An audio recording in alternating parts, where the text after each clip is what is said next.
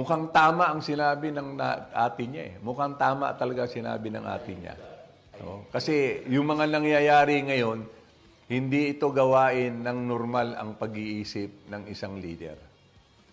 Hindi sana tayo nagkahati-hati.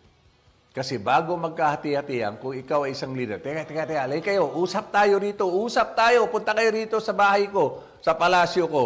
O, ikaw, senador, ganito, ano problema mo? Ikaw, senador, ganito, ano problema mo? Okay, sige, ganitong gawin natin, ganitong gawin.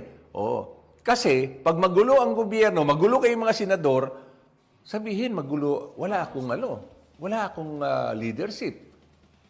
Ganun lang ho kasimple. Di ba? Ganun lang kasimple.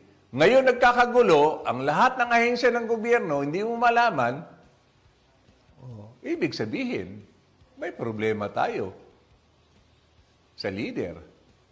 At sino ba leader natin? Mukhang may problema rin talaga.